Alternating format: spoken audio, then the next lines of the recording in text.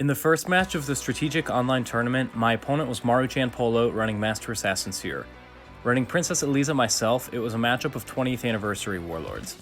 Seer was running Tyrius and Wythian as a start, really focusing on that stealth to slow me down. I had Matraz and Winty prioritizing defense in the front with a few strikes over the top.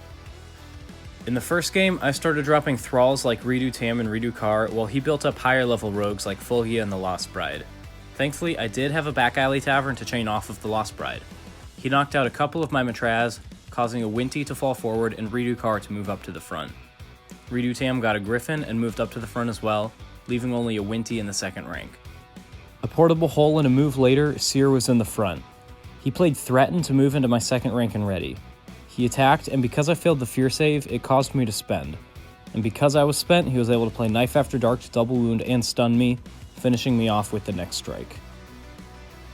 In game 2, I managed to draw 2 copies of my main beater in Redo Faram.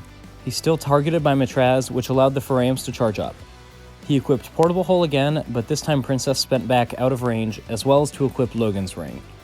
Seer had 2 Lost Brides to help bolster his ranks, which allowed him to draw even more characters in Fulgia and Mormayan. I had another back alley tavern allowing me to draw with him. Both Farams started building up and moving up. One got a chariot while the other got a camel. One of them also equipped a great axe.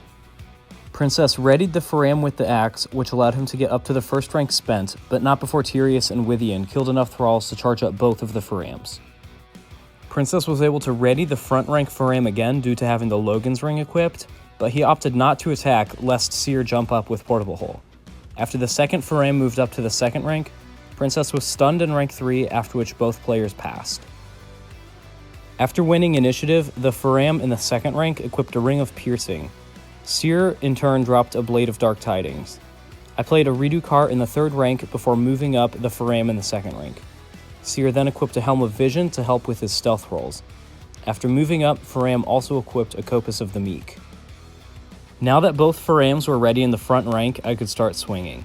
I wanted to make sure I had one ready at all times, just in case I spent both and Seer jumped up. After swinging 3 times and readying twice with Princess, as well as an array of other attacks from sources such as Kar and Winty, his ranks were largely collapsed.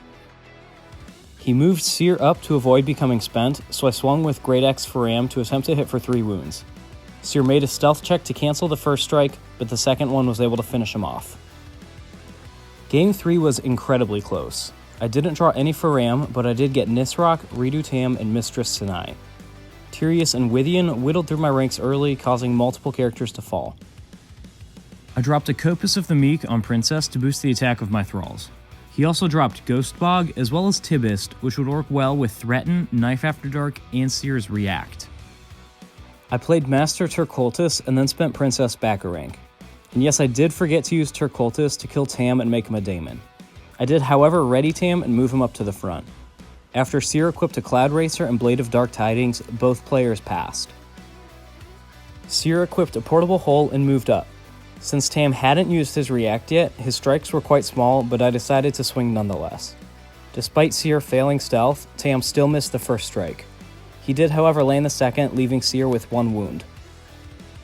Seer threatened and readied, but he found he couldn't target the ready Nisroch, instead having to target Turkultus. Nisroch proceeded to swing on Seer, only landing 1 wound between the 3 stealth attempts. Seer moved 1 rank closer to Princess and rank 4 with the help of Cloud Racer. Mistress Sinai took her turn swinging at Seer, missing both but burning his last 2 stealth attempts. One failed Mizzier Diplomacy later, however, Princess only had 1 health left and no option but to swing, and promptly missed both of them. Obviously, Seer seized his opportunity and swung for the kill, hitting Princess for the final wound. But not so fast. Copus allowed Princess to do 1 last strike, which handily hit Seer, dealing the killing blow before Princess was actually able to die. This was hands down the closest match of Warlord I've ever played. Huge props to MaruChan Pollo for 3 amazing games that came down to the absolute wire. Let me know whether or not you like this recap format, and feel free to leave any feedback in the comments. Since it was just an overview of the match, I didn't go back and forth with every single attack a character makes, instead choosing to cover the more important moments. I definitely didn't 100% document every lower level character movement, attack, or death, and may have missed a couple other minor details aside from that. This was somewhat of a last minute decision, so I haven't had time to perfect it, But if you enjoy it, please let me know so I can do more coverage of the January strategic tournament and maybe some more tournaments I play further down the line. Thanks a lot for checking out the channel, and be sure to like and subscribe.